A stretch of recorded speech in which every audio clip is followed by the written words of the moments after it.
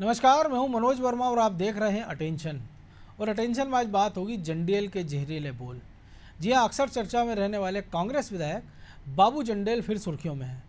बाबू जंडेल का एक वीडियो तेज़ी से वायरल हो रहा है जिसमें वो कथित तौर पर नशे में धुत नजर आ रहे हैं।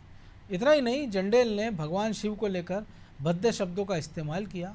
वीडियो के सामने आने पर उनके पर FIR भी हो गई है और बीजेपी उनके बिगड़े बोल को कांग्रेस के संस्कार बता रही है।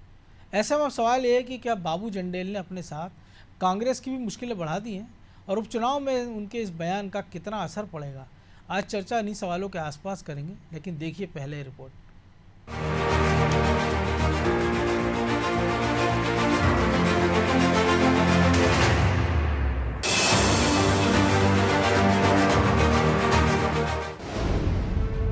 कभी फाड़ लेते हैं कुर्ता, कभी हो जाते हैं ऊंट पर सवार, कभी कहते हैं अगर हारे तो करेंगे मुंह काला, तो कभी नशे में धुत होकर देते हैं भगवान शिव को गाली।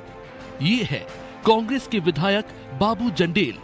कुछ नेता अपने काम से जाने जाते हैं, कुछ कारनामों से। बाबू जंडेल उन्हीं चुनिंदा शख्सियतों में से है। श्योपुर से कांग्रेस के माननीय विधायक जिनके नाम में बाबू है, लेकिन काम आप खुद ही देख लीजिए। शंकर भगवान ने बताया जो सब नौकरी है, कोई तेल डाल रही है, कोई कुसम डाल रही है, नहीं अब हो गया। एक तरफ कांग्रेस विधायक बाबू जंडेल भगवान शिव के लिए भद्दे शब्दों का इस्तेमाल कर रहे हैं, तो दूसरी तरफ PCC चीफ जीतू पटवारी विजयपुर से अधिकारियों और कर्मचारियों को खुलेआम हिसाब करने की धमकी दे रहे हैं और कह रहे हैं कि अगर किसी ने बीजेपी के कार्यकर्ता के तौर पर काम किया तो वो चलते चुनाव में उसका हिसाब कर देंगे। मैं अधिकारियों को चेताना चाहता हूं कि अगर एक ने भी हठधर्मिता की, कोई गलती कर ली, तो ये नॉर्मल कांग्रेस नहीं है, पुराने जैसी देखती रहेगी। मुझे पता है एक भी कर्मचारी सरकारी जिसने बीजेपी का काम करते हुए दिखा, तो फिर चुनाव के बाद कानून आचार संहिता वो अपनी जगह है, चलते चुनाव में भी हिसाब करूंगा, याद रख लेना। उपचुनाव से पहले जीतू और बाबू जंडेल के बोल कांग्रेस पर भारी पड़ गए हैं। बाबू जंडेल के वीडियो को बीजेपी के प्रदेश प्रवक्ता नरेंद्र सलूजा ने सोशल मीडिया पर पोस्ट करके लिखा कि ये है कांग्रेस के नशे की दुकान। इसके साथ ही बीजेपी ने कहा कि ये कांग्रेस के संस्कार हैं। कांग्रेस के एक विधायक के द्वारा भगवान शंकर पर इस प्रकार की टिप्पणियां और कांग्रेस नेताओं की चुप्पी। अरे देश आपसे पूछना चाहता है कि आपकी ये दुकान, जिसे आप मोहब्बत की दुकान कहते हैं, गाली की दुकान कांग्रेस बनी है और आप सनातन को खत्म करना, हिंदू देवी देवताओं का लगातार अपमान करना, यही आपका एजेंडा है। इसके बारे में क्या राहुल गांधी और खड़गे जी आप इससे सहमत हैं?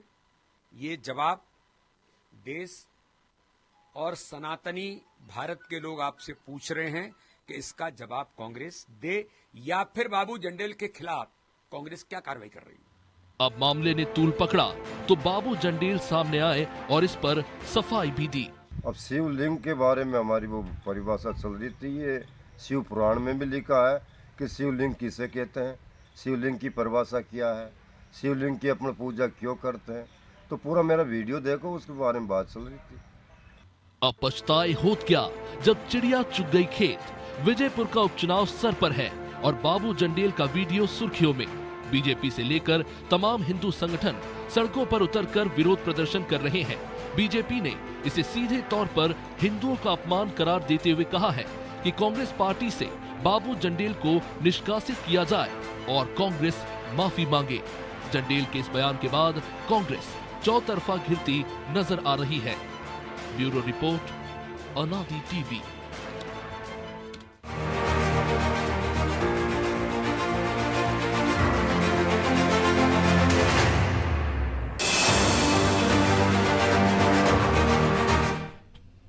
तो इसी पर चर्चा करने के लिए हमारे साथ जुड़ गए वरिष्ठ पत्रकार रमेश शर्मा और हमारे सहयोगी प्रभु पटेरिया और ब्रजेश चौक से।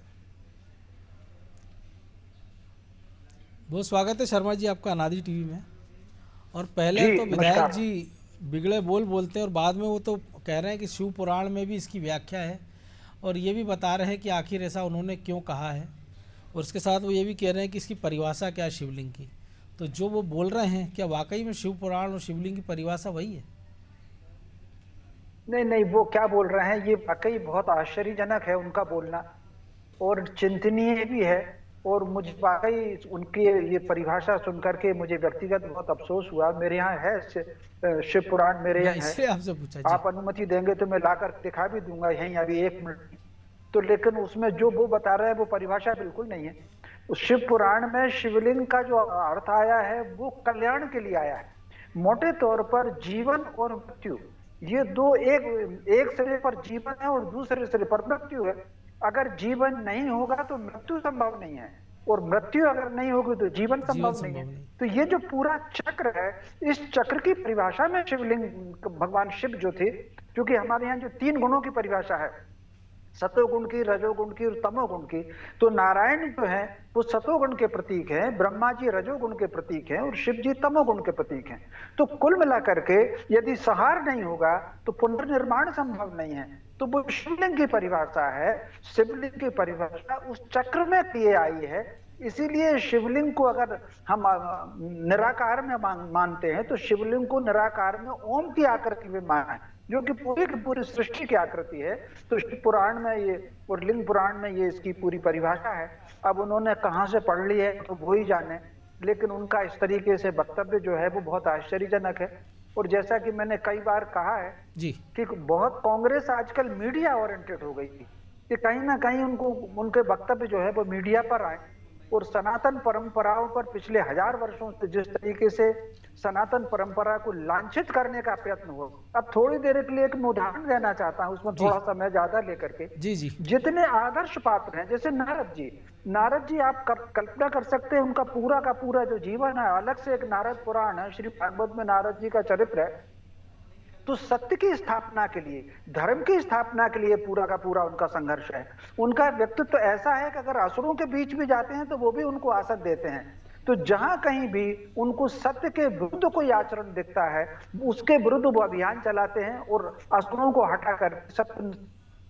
लेकिन उसका फिल्मों में कैसा चरित्र चित्रण हुआ, जैसे मान लीजिए कोई हास्य कलाकार हो या बिल्कुल हास्यास्पद, नारद जी आए, लोगों की हंसी फूट जाती है, और लोगों को लड़ाने भिड़ाने वाला एक इस तरीके से छवि प्रेरित हुई।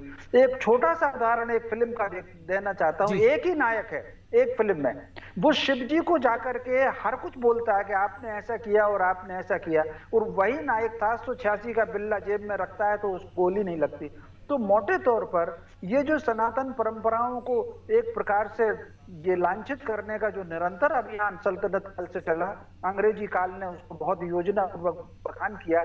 कितने ऐसे शब्द हैं जिनका अर्थ कुछ अलग है, लेकिन हमारे जीवन में वो उस तरीके से वैसे प्रचलित होते चले गए। तो मोटे तौर पर ये वाकई इस तरह का उनका वक्तव्य जो है वो, फिर क्योंकि अब वो कांग्रेस के विधायक हैं, आपको अगर याद हो एक वीडियो मैंने देखा था जिसमें मल्लिकार्जुन जी चल रहा था कि अगर फला मजबूत हो गया तो सनातन धर्म मजबूत हो जाएगा।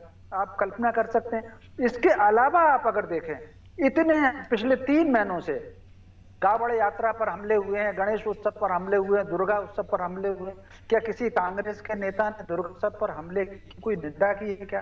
गणेश उत्सव पर हमले की निंदा की है क्या? तो निश्चित रूप से उनकी एक धारा अलग है।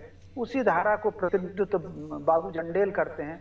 जब वो मैंने उनका वीडियो देखा तो मुझे तो बहुत ही अफसोस हुआ। एक तो मेरा मन मनोज जी हो रहा था कि मैं डिबेट में आने से ही मना कर दूं, क्योंकि वो वीडियो देख करके, क्योंकि कुछ भी हो मेरी आस्था ईश्वर के प्रति है, और वो ऐसा उन्होंने कहा, मुझे हम भी नहीं चाह रहे थे, लेकिन हम भी चाह रहे हैं कि जो जनप्रतिनिधि है 2-2 बार के चुने हुए, जिन्होंने सरपंच से अपनी यात्रा शुरू की, और वो क्या उनकी मानसिकता और वो किस तरह के बोलते हैं, इसलिए हमने इस पर बातचीत करने के लिए बुलाया आपको। तो प्रभु जी, मुकेश नायक खुद कथावाचक रहे हैं, वो कह रहे हैं कि अब तो बोले ये तो बहुत साधारण सा मामला है, माफ़ी मांग लेंगे, 5 साल पुराना वीडियो है। सवाल 5 साल और 50 साल पुराना नहीं है। अगर वो बोल रहे हैं और वो खुद सफाई दे रहे हैं, और एक तरफ हम देखते हैं कि जब कांग्रेस के नेता इस तरह के अगर उसको हल्के में टाल देते हैं तो उसको क्या माना जाए? या तो पूरी कांग्रेस, कई बार होता है कि जब वो फंसती नज़र आती है तो वो कह देती है इनका निजी बयान है, लेकिन चूंकि अब जिस इलाके से वो आते हैं वहाँ पे उपचुनाव भी होना, ऐसे में उनकी नाराज़गी भारी पड़ सकती है, इसलिए कांग्रेस की मजबूरी है। हाँ बिल्कुल मनोज जी, इस पूरे बयान को जो है चुनावी नज़रिए से ही देखा जा रहा है और संभवतः शायद यही वजह है कि अभी सामने आया। अब भले मुकेश नायक उसे 5 साल पुराना बता रहे हो, लेकिन बाबू जंडेल तो उसको पिछले साल का बता रहे हैं कि साल भर पुराना उनके हाथ में राखी बंधी है, मतलब रक्षाबंधन के आसपास रक्षाबंधन के आसपास का।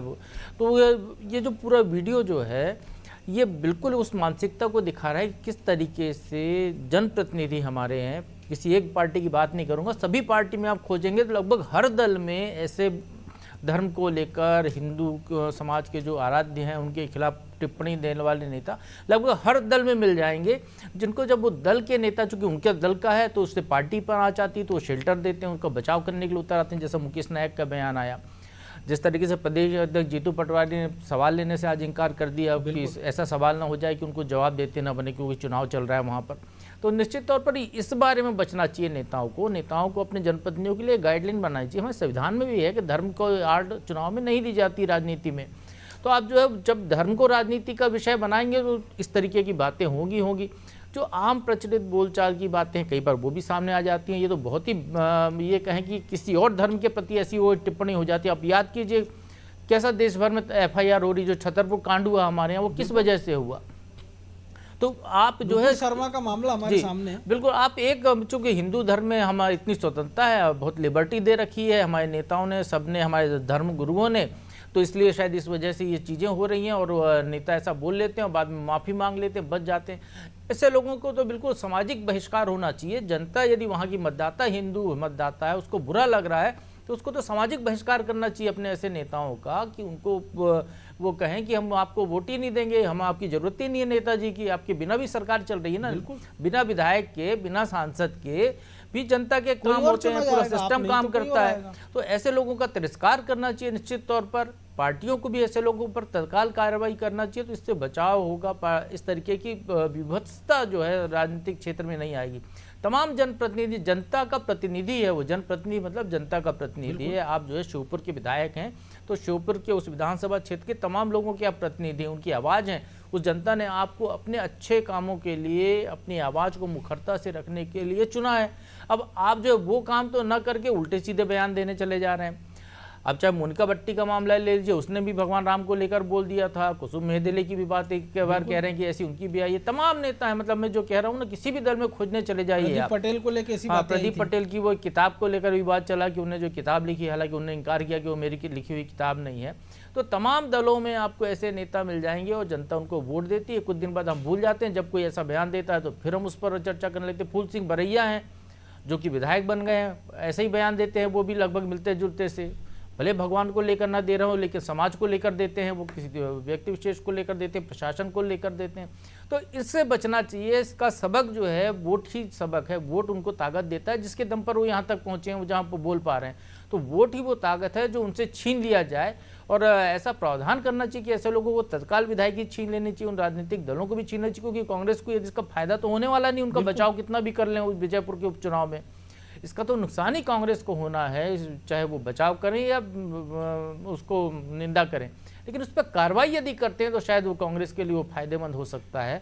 तो यहाँ पर ये सोचना होगा, चाहे कांग्रेस हो, बीजेपी हो, तमाम दल हो, उनको ये सोचना होगा कि धर्म को अलग रखें। वो धार्मिक मान्यता से जुड़ा हुआ है, आस्था से जुड़ा हुआ विषय है, उस पर लेकर तो ऐसे बयान अनर्गल, चाहे व्यक्तिगत चर्चा हो, चाहे सार्वजनिक मंच हो, नेताओं को इससे बचना चाहिए। और शर्मा जी ने बिल्कुल सही कहा, शिव पुराण में ऐसी कोई व्याख्या नहीं जैसी वो व्याख्या कर रहे हैं। ये नेता अपने आप को क्यों इतना पढ़ा लिखा समझ लेते हैं, अनपढ़ गंवार टाइप के कई लोग चुन जाते हैं पांचों, क्योंकि उनके लिए तो कोई क्राइटेरिया नहीं होता। वो शिव पुराण की व्याख्या कर रहे हैं अपनी मर्जी से कि शिव पुराण में ऐसा लिखा है। शिव पुराण को मैं बता रहा हूँ कि उसमें लिखा, शिव पुराण को एक अध्याय यदि वो पढ़ लें तो मान जाए कि वो पढ़ सकते हैं उसको। तो ये जो धर्म को लेकर जो नेताओं का जो ज्ञान की जो बात वो करते हैं, इस पर प्रतिबंध लगना चाहिए। समाज है, सुप्रीम कोर्ट है, अदालतें तमाम मामलों में खुद संज्ञान लेती हैं। उनको इस धार्मिक मामलों में, क्योंकि इससे बहुत सारे लोगों की भावनाएं जुड़ी होती हैं, तो ऐसे मामलों में खुद उनको संज्ञान लेके कोई ऐसा दिशा निर्देश देना चाहिए कि राजनीतिक दल के तमाम नेता जो हैं इस तरीके का दुरुपयोग न करें। बिल्कुल। तो ब्रजेश जी, अगर पहली बार होता तो मान लिया जाता कि उन्होंने गलत व्याख्या कर ली। कभी वो कहते हैं कि कांग्रेस हार गई तो मुंह काला कर लूंगा, पहले कह रहे थे वो कि अगर बारिश कम होगी तो विधायक को गधे पे बिठाकर घुमा दो। ऐसे तमाम सारी एक लंबी फहरिस्त है उनके विवादित बयानों की, और उसी कड़ी में ये बयान, और उसी मंच पर हम देखते हैं वहीं उसी जगह पर एक और बयान जीतू पटवारी का जाता है। जो कमलनाथ कहा करते थे पहले, वो जीतू पटवारी कह रहे हैं। तो यानी कांग्रेस की दशा दिशा में कोई बहुत ज़्यादा अंतर आया नहीं है, चेहरे बदल गए हैं, बातचीत का लहजा तरीका वही है। देखिए मनोज जी, कांग्रेस की स्थिति ऐसी हो गई कि बेलगाम घोड़े की तरह, कि कोई लगाम कसने वाला ही नहीं है ना। जिसकी जो मर्जी है जिधर दौड़ रहा है, जिसकी जो मर्जी आ रही है बोल रहा है। यहाँ कोई अनुशासन नाम की चीज़ नहीं है, संगठन नाम की चीज़ नहीं है। उनका जो केंद्रीय नेतृत्व है वो इतना कमज़ोर है, असहाय है कि उसको फुर्सत नहीं है, या तो वो देखना नहीं चाहता, या फिर उसमें भी उनको सियासी लाभ दिखता है कि कुछ एक वर्ग को खुश कर दीजिए, और ये तो सहिष्णु वर्ग है ही, ये तो कुछ बुराई मानेगा नहीं, नाराज़ होगा नहीं। आप देखिए कन्हैया लाल से लेके तमाम उदाहरण नुपुर शर्मा के आपने दिए। कोई बोलता है क्या? कांग्रेस के नेता बोलते हैं क्या? कोई भी नेता बोलता है या कोई भी किसी हिम्मत जुटा पाता है? लेकिन आप यदि हिंदू देवी देवताओं के आप चित्र बना लीजिए, आप उनके बारे में आप शब्द बोल दीजिए, और ये सर्वाधिक करने वालों में उनमें भी हिंदू होते हैं, तो निश्चित तौर पर एक दुख होता है। और ऐसे लोगों का जो प्रभु जी ने कहा, किसी जाति धर्म का हो, किसी भी धर्म का, किसी भी किसी भी जाति वर्ग धर्म के का, लिए हो। मैं तो कहता हूँ किसी भी समाज का, किसी भी वर्ग का, किसी भी धर्म का अपमान करने का आपको कोई अधिकार नहीं है। किसी समाज पे आपको टिप्पणी करने की कोई अधिकार नहीं है। ऐसे लोगों का सामाजिक बहिष्कार होना चाहिए, और एक गाइडलाइन जो प्रभु जी ने कहा वो बननी चाहिए कि चुनाव में यदि आप जनप्रतिनिधि हैं तो आपका दायरा क्या है, क्या आप सामाजिक। जब बात करती है कांग्रेस के, हम धर्म को राजनीति में नहीं लाते हैं, धर्म के आधार पर वोट नहीं मांगते, लेकिन धर्म के आधार पर आप टिप्पणियां खूब कर लेते हो, तब आप कार्रवाई क्यों नहीं करते हो? कार्रवाई करेंगे तो मुझे लगता है एक डर पैदा होगा। बिना भय के प्रीत नहीं होती, ना अनुशासन आएगा कांग्रेस में ना बीजेपी में। बीजेपी में एक तरह से लिमिट है, उसमें हम देखते हैं कि वहाँ कोई बोल देता है तो कार्रवाई हो भी जाती है, और वो तो एक वर्ग को लेकर या एक धर्म को लेकर चलती है, तो वहाँ पे ऐसी संभावनाएं कम रहती हैं। लेकिन कुसुम मेदेले उदाहरण है, वहाँ भी उन्होंने कहा था कि शिवलिंग की इस तरह से पूजा क्यों की जानी चाहिए, उन्हें हार फूल से क्यों सजाना चाहिए, वो तो शिव जी की जानी चाहिए। तो जो सवाल खड़े करते हैं तो जनता को भी इनको जवाब देना होगा, भूलना नहीं चाहिए। जो स्मृति विश्राम की जो बीमारी है ना, उसको मुझे लगता है याद रखना चाहिए चुनाव में। दिक्कत ये भी है ना ब्रजेश जी, कई सारे धर्मगुरु भी इसी श्रेणी में चले जाते हैं ना, वो जिस प्रकार के बयान देने लग जाते हैं, तो शायद उससे भी नेताओं को बल मिलता होगा कि जब धर्मगुरु जिनके बारे में माना जाता है कि उन्होंने शास्त्र पढ़े होंगे, पुराण पढ़े होंगे, वेद पढ़े होंगे, और अगर वो अपने हिसाब से व्याख्या करने लग जाते हैं। निश्चित तौर पर देखिए, हम धर्म गुरुओं का भी आजकल राजनीति से ज़्यादा प्रेम हो गया। उनको धर्म का प्रचार प्रसार करना चाहिए, लेकिन वो राजनीतिक बयान देते हैं। उसके पीछे भी हो सकता है उनका भी सुर्खियों में आने का मकसद होता हो। तो मुझे लगता है कि जो धर्मगुरु हैं उनको भी एक गाइडलाइन उनको ही बना देनी चाहिए। जब आप किसी तरह की, जो फिल्मों का जिक्र किया शर्मा जी ने, कि फिल्मों में आप इस तरह की पात्र क्यों इस्तेमाल करते हैं, आप इस तरह से किसी एक धर्म को नीचे दिखाने की कोशिश क्यों करते हैं, इस पर रोक लगनी चाहिए। बाकायदा जो पहले भी बात हुई थी, चाहे लेकिन सेंसर बोर्ड तब भी था, सेंसर बोर्ड अब भी है, लेकिन सेंसर बोर्ड में हैं कौन लोग? लेकिन वो अभिव्यक्ति की स्वतंत्रता के नाम पर, तो स्वतंत्रता के नाम पर जो फूंगड़ता परोस रहे हो आप, जिससे समाज का क्या दुर्गति हो रही है, समाज को देखिए किस दिशा में ले जा रहे हो, नई पीढ़ी को आप क्या दिखाना चाहते हो, इस पर कौन ध्यान देगा? आप सनातन की बात करते हो, संस्कृति की बात करते हो, तो सरकार की ये जिम्मेदारी भी है, जब वो सरकार हो वहाँ पे जो सनातन संस्कृति की बात करती हो, और तो उस दिशा में उसको बढ़ना चाहिए। ऐसे लोगों को बोर्ड में रखना चाहिए कि इस तरह का प्रचार प्रसार। OTT प्लेटफॉर्म को देख लीजिए आप, क्या गंदगी परोसी जा रही है घर में। आप फिर कहते हैं कि बच्चियों के साथ रैप हो रहे हैं। ये घटनाएं क्यों बढ़ रही है मनोज जी? तो कहीं ना कहीं सरकार की जिम्मेदारी नहीं बनती। यदि आपने बोर्ड बनाया है तो बोर्ड में ऐसे जिम्मेदार लोग होना चाहिए। क्या सिर्फ वो बोर्ड नाम के लिए है? उसने अब तक क्या कार्रवाई हुई, उसको इतना पावरफुल बनाना चाहिए। उसमें धर्म,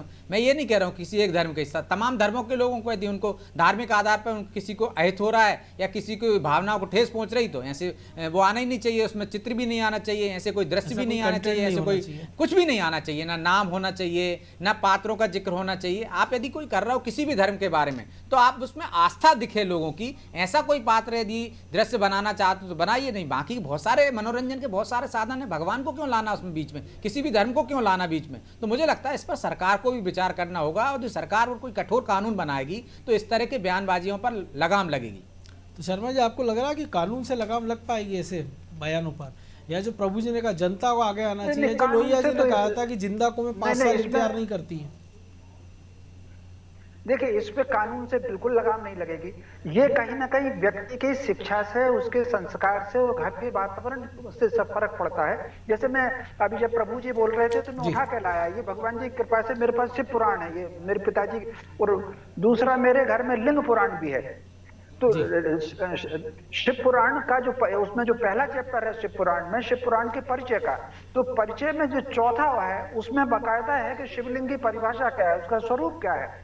वो आकार और निराकार के रूप में जो शून्य का आकार आता है क्योंकि सृष्टि को देखेंगे तो सृष्टि एकदम गोल नहीं है, सृष्टि थोड़ी सी यूं आकार लिए हुए है, उसका प्रतीक है। तो श्रीलिंग पुराण में 3रे अध्याय में ये आया है कि क्या है शिवलिंग की परिभाषा क्या है। लेकिन अब वो जिस तरीके से श्रीमद् भागवत आती है, में कलयुग में लोग धर्म के नाम पर अधर्म का प्रचार करेंगे। बाबा तुलसीदास की एक चौपाई है कि नार मरी घर संपत नासी और मूड़ मुड़ाए भाई सन्यासी। तो इस तरीके से कुछ लोग हैं जो धर्म के उस सत्य के अर्थ को नहीं समझते और बिल्कुल दुष्प्रचार करते हैं। योजना पूर्वक समाज में हिंदू धर्म की परंपराओं को और सनातन धर्म का जो मूल सिद्धांत है उससे दूर हटाने का निरंतर अभियान चल रहा है। सारी पूजन को, सारी प्रक्रिया को, सारी परंपराओं को ऐसा प्रचार करते हैं कि जैसे दुष्प्रचार हो। एक छोटा सा उदाहरण मैं देना चाहता हूँ। न्यू ईयर पर इतने पटाखे चलाएंगे, लेकिन अगर दिवाली पे पटाखे चलेंगे तो कह लेंगे इससे तो प्रदूषण हो रहा है। पानी फ्लश की लेटरिन में आप देखेंगे एक वक्त जाने में 1 बाल्टी पानी खर्च हो रहा है, लेकिन होली में 1 बाल्टी पानी के लिए कहेंगे कि साहब पानी का ऐसा कर रहे हैं। तो कुल मिलाकर के इस तरीके से अस्पताल अगर बनाएंगे तो कह देंगे, मंदिर बनाएंगे तो कहेंगे यहाँ अस्पताल बनना चाहिए। दूसरे धर्मस्थल के बारे में क्यों नहीं कहते कि वहां अस्पताल बनना चाहिए। तो योजना पूर्वक ये षड्यंत्र चल रहा है। और चूंकि हम 1000 वर्ष तक गुलाम रहे और गुलामी की बातें करते रहे, तो इस दासत्व के भाव को बदलने में भी कम से कम 100 साल तो लगेंगे। वो जो हमारे दिमागों में बिठाया है सल्तनत काल में और अंग्रेजी काल में, वो अभी बैठा हुआ है, उसका नतीजा है। इसके लिए बहुत आवश्यक है हम अपने घरों में अपने पूर्वजों को समझें, अपने पेड़ को समझें। एक छोटा सा उदाहरण और देना चाहता हूँ, थोड़ा ज्यादा समय लेकर। जैसे पेड़ है तो पेड़ जितनी जड़ें उसकी गहरी होगी उतनी वो आकाश में ऊंचाई लेगा। लेकिन अगर पेड़ को ये समझा दिया जाए कि ये जड़ों ने तुझे स्थिर कर रखा है और इसके कारण तू ज्यादा दौड़ भाग नहीं कर सकता, मनोज जी और शर्मा जी तो खूब दौड़ भाग कर रहे हैं, तुझे जड़ कर दिया है, तो वो जड़ों के खिलाफ चला जाता है। और वो पेड़ समझ ही नहीं पाता कि अगर मैं जड़ों को कमजोर कर लूंगा तो मेरा जीवन खत्म हो जाएगा। ठीक उसी प्रकार सनातन परंपराओं में जितनी परंपराएं हैं वो सब जीवन की वृद्धि की परंपराएं। लेकिन एक तो कुछ हमारे मेरे और आप जैसे लोगों ने, आपने नहीं मेरे जैसे लोगों ने भी उन परंपराओं को केवल क्रिया कर्मकांड तक सीमित कर दिया, उनके अर्थ को हटा दिया। और दूसरा जो है ये दुष्प्रचार में पूरा का पूरा सनातन समाज को उसकी जड़ों से दूर करने का जो काम हो रहा है, ये एक बड़ा षड्यंत्र के रूप में काम हो रहा है। जैसे एक छोटा सा उदाहरण, अभी हम लोग 9 दुर्गा से निकले, विजय उत्सव से निकले, तो वो जो 9 दिन की पूरी परंपरा है वो एक प्रकार से कायाकल्प है। वो जो लोग उस परंपरा को पालन करेंगे उनको बीमारियां नहीं होंगी। बीमारी का उपचार एक अलग है, लेकिन खुद को ऐसा बनाना कि रोग ही ना आए, वो आरोग्य की अवस्था है। तो वो कायाकल्प की अवस्था है। आप शरीर से सक्षम होंगे, बुद्धि से सक्षम होंगे, तभी तो आप विजय यात्रा निकाल पाएंगे। तो कुल मिलाकर के वो सारा का सारा जो अर्थ था वो अब केवल घंटरियां बजाने में और पूजन आरती तक सिमट करके रह गया। वो जो मूल अर्थ है वो कहीं ना कहीं वो बहुत दूर होता चला जा रहा है। ऐसे शिव जी के पूजन के, शिवलिंग की पूजन का जो अर्थ है, मैं आप कल्पना कर सकते हैं अगर आप खुदाई कर लेंगे पूरी दुनिया की तो आपको शिवलिंग पूरी दुनिया में मिलेगा। तो उदाहरण देना चाहता हूं, आयरलैंड की खुदाई में एक पत्थर निकला शिवलिंग के आधार का, जिसका उन्होंने स्टोन ऑफ डेस्टिनी नाम दिया है। अब वहां जाकर के लोग प्रार्थना करते हैं, गूगल गुरु से पूछ लेंगे तो स्टोन ऑफ डेस्टिनी सर्च करेंगे तो निकल आएगा। लैटिन अमेरिका में अगर आप खुदाई उन्होंने की है तो नीचे श्रीयंत्र के आकार निकला धरती के अंदर। तो जो श्री विद्या है वो भी शिव जी से प्रतीक मानी गई है, और जिसको संसार में लेकर के आए दत्तात्रेय जी लेकर के आए। तो कुल मिलाकर के पूरे संसार में भारत के चिन्ह मिलते हैं, भारत की परंपरा मिलती है। और भाषा विज्ञानियों ने इस बात को स्वीकार कर लिया कि अंग्रेजी की एक बेटी है अवेस्ता, और अवेस्ता से जन्मा है अरबी और फारसी, अंग्रेजी से संस्कृत से जन्मी है लैटिन से जन्मी है इंग्लिश और फ्रेंच। तो संस्कृत की बेटी अवेस्ता जिससे जन्मी अरबी फारसी, संस्कृत की बेटी लैटिन जिसमें जन्मी है फ्रांस जर्मन और इंग्लिश। तो कुल मिलाकर के पूरा हमारा भाषा विज्ञान है, हमारा सारा ज्ञान है। नहीं, संकट यही ना कि हम उस इतिहास को समझ नहीं रहे और अपने हिसाब से उसकी व्याख्या कर रहे हैं, चाहे वो धर्म के बारे में हो चाहे वो धर्म ग्रंथों के बारे में। बहरहाल शर्मा जी वक्त इतना ही था, बहुत धन्यवाद आपका। तो निश्चित तौर पर जंडेल ने जो कुछ कहा है, कांग्रेस भी उसके फेवर में खड़ी हो गई, लेकिन सबसे बड़ा सवाल यही है कि कांग्रेस के जो सबसे बड़े नेता वो कह रहे हैं हम मोहब्बत की दुकान चला रहे हैं, और उनके जो नेता हैं वो ये नफरत की दुकान चला रहे हैं। सवाल ये है कि वो नेता सही हैं या ये नेता सही हैं, और जिस प्रकार से बयान आ रहे हैं और कांग्रेस उनके बचाव में खड़ी है, तो जाहिर सी बात है कि चुनावी मामला है और चुनाव के बाद हो सकता है कि कांग्रेस इनसे पल्ला झाड़ ले। अटेंशन में आज इतना ही, मुझे दीजिए इजाज़त और आप देखते रहिए अनादि टीवी। नमस्कार।